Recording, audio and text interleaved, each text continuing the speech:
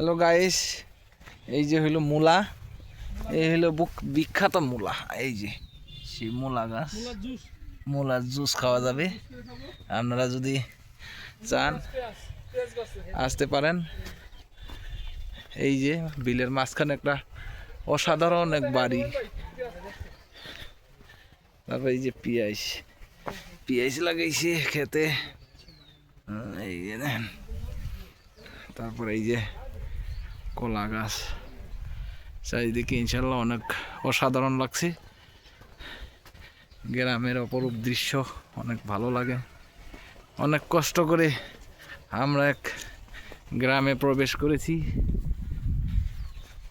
হ্যাঁ,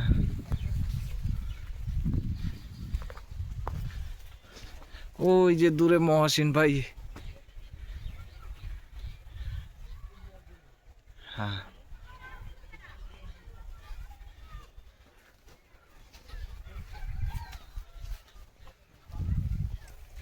এই যে আপনারা বলেন যে ঢাকা শহরে মনে হয় কিছুই নেই।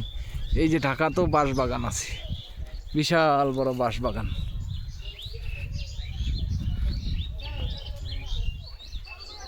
ঢাকা তো অনেক বড়, বাঁশবাগান আছে, বিল আছে, ক্ষেত আছে, অনেক কিছুই আছে। এই যে আসতেছি।